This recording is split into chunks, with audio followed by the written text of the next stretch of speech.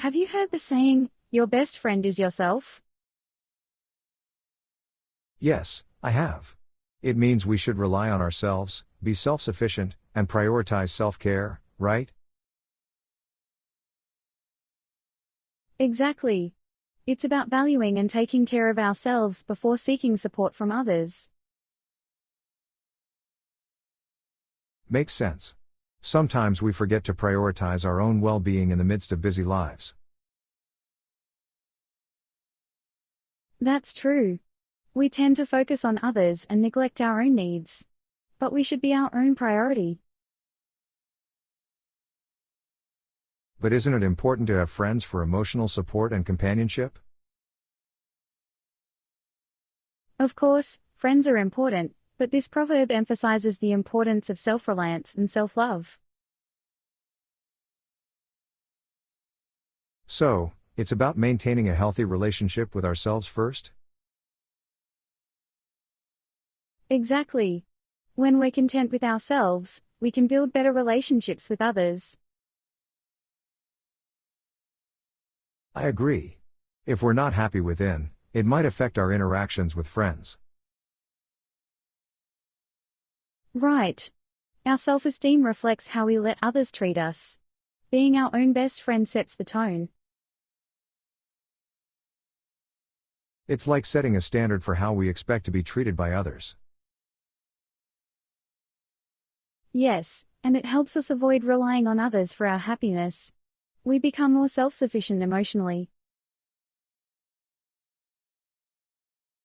But isn't seeking help from friends a sign of strength too? Absolutely. Asking for help when needed is important. But we shouldn't rely on others for our overall happiness. So, it's about finding a balance between self-reliance and seeking support? Exactly. Being independent doesn't mean isolating ourselves. It's about healthy self-reliance. I see. It's about being strong within ourselves while still enjoying the company of friends. That's right. When we're our own best friend, we can enjoy friendships without depending on them to fill a void. It's about complementing our own well-being with the positive energy friends bring. Exactly. Plus, being our own best friend means being kind to ourselves, forgiving our mistakes, and nurturing growth. It's like treating ourselves with the same compassion we would offer a good friend. Precisely. We should be our own cheerleader, supporting and believing in ourselves. But it's easier said than done, right? Sometimes we're our harshest critics. True, self-love takes practice. We need to change our self-talk and challenge negative beliefs. How do we start? Any practical tips? Start by acknowledging your strengths and achievements. Treat yourself with the same kindness you show others. That sounds reasonable. And it could improve our mental well-being too. Definitely. It's about fostering a positive self-image. Our inner dialogue matters. And this positive self-image extends to how we interact with friends too. Absolutely. When we value ourselves, we attract healthier relationships. So, valuing ourselves is like setting a standard for how we allow others to treat us. Yes, and it helps us recognize when a friendship isn't respectful or supportive. True. We're less likely to accept toxic friendships if we hold ourselves in high regard.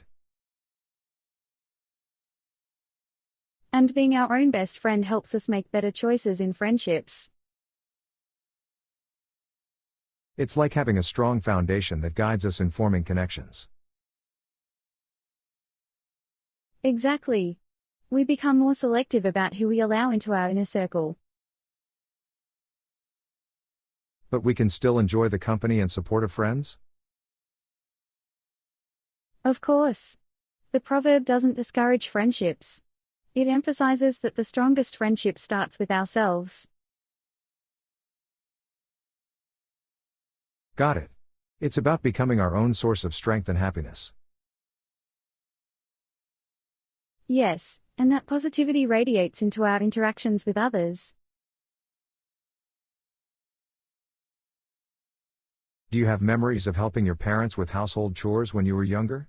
It's quite common for children to assist their parents with tasks around the house. Oh, definitely. I have vivid memories of helping my parents with various chores. They taught me responsibility and the importance of contributing to the family. That's wonderful. It's a valuable lesson to learn at a young age. I remember helping my parents with tasks like setting the table and taking out the trash. Those seem like simple tasks, but they instill a sense of responsibility and teamwork. I also helped with cleaning the house and folding laundry. It's great to hear that you were actively involved in household duties. I used to help my parents with watering the plants and washing the car. Gardening and car washing are excellent ways to bond with family while learning practical skills. Did you help with cooking or grocery shopping too? Yes, I did. My parents taught me some basic cooking skills, and I assisted them in the kitchen. Grocery shopping was another task we did together. Cooking together can be fun and educational. I remember going grocery shopping with my parents and learning about budgeting and choosing fresh produce. Absolutely. Those experiences shape our understanding of managing resources. Did you have any particular chores that you enjoyed doing with your parents? I always enjoyed baking with my mom. It was a special bonding time, and I loved creating delicious treats together. Baking is a delightful activity, and it brings people closer. For me, I enjoyed working in the garden with my parents, seeing plants grow from our efforts. Gardening is therapeutic and rewarding. It's great that you found joy in nurturing nature. Were there any chores you found challenging or didn't like? Well, I wasn't a big fan of doing the dishes. It felt tedious, but my parents encouraged me to do it as a responsibility. I can relate. I felt the same way about washing dishes. But looking back, I understand the importance of sharing the workload to support each other. You're right. Chores teach us about cooperation and contributing to the family's well-being. Did you ever receive any rewards or incentives for helping with chores? Yes, my parents occasionally rewarded me with small treats or extra playtime for completing my chores diligently. It motivated me to stay consistent with my responsibilities. Rewards can be encouraging, especially for children. My parents praised my efforts and sometimes allowed me to choose a fun activity after finishing chores. Positive reinforcement goes a long way in fostering a sense of accomplishment. It also made me feel valued for my contributions. Exactly. It's essential for parents to recognize and appreciate their children's efforts. Did helping with chores impact your sense of responsibility outside of the home? Definitely. Learning responsibility at home translated into other aspects of my life. I became more organized and accountable in school and with friends. That's fantastic to hear. Chores provide a foundation for essential life skills. I noticed the same effect in my life, taking responsibility seriously in all areas. It's incredible how such seemingly simple tasks can have a profound impact on our character development. Absolutely. It shapes us into responsible and independent individuals. How about now? Do you continue to help with chores in your current living situation? Yes, I do. I believe in sharing responsibilities in a household. It promotes harmony and ensures that no one feels overwhelmed with tasks. That's a healthy approach to maintaining a home. In my case, I also contribute to household chores and take pride in keeping the living space tidy. It's reassuring to know that we carry the lessons from our parents into adulthood. Chores remain an essential part of maintaining a happy home. Definitely. Plus, it's a way to show appreciation for our living space and the people we share it with. It fosters a sense of togetherness and cooperation. I couldn't agree more. And as we grow older, we can pass on these valuable lessons to our children, creating a cycle of responsibility and teamwork. That's a beautiful way to honor our parents' teachings and create a positive impact on the next generation. Chores become more than just tasks, they become life lessons.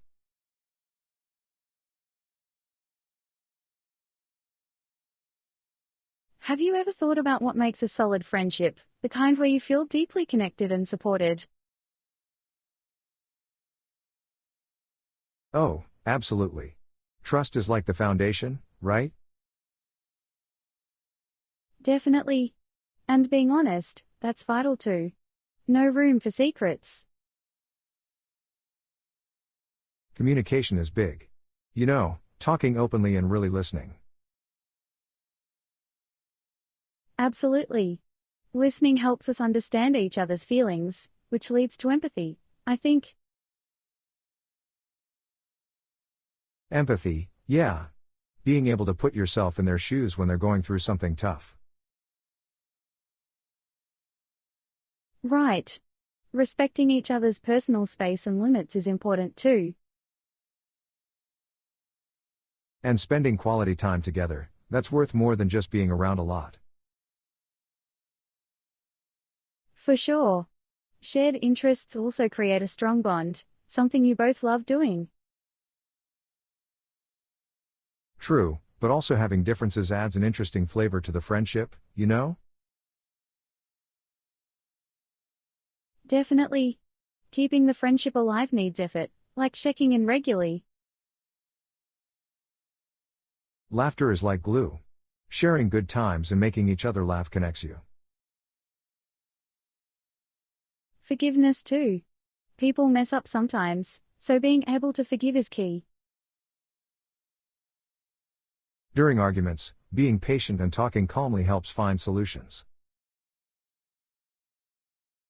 Saying sorry and admitting when you're wrong shows you care about the friendship. Yeah, and staying away from gossip keeps the trust strong. Being loyal, like having their back no matter what, that's precious. Dependability too. You know, being there when they need you, that's huge. Accepting each other's flaws and imperfections is a big part of it. Encouraging them in their dreams and being positive is like being their cheerleader. Celebrating their successes without jealousy is a sign of a true friend. Selflessness, like putting their needs before yours, that's important too.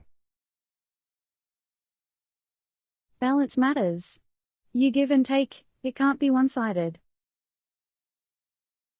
Surprising them and keeping the excitement alive, that's fun, right? Remembering important dates shows you care, even in the little things. Accepting and respecting their differences, that's a mark of a mature friendship. Giving each other space while still being connected, that's healthy. Keeping it real, being yourself, that's what makes the friendship authentic. Jealousy can ruin things, so feeling secure in the friendship is important. Giving advice but not being controlling, That's a balance to strike. Compromising and finding middle ground, that's important in disagreements. Even if you're different, respecting those differences is key to getting along. And supporting each other's growth and personal journeys, that's motivating. Handling conflicts maturely instead of making a scene keeps the peace. Embracing each other's uniqueness and quirks, that's part of the charm.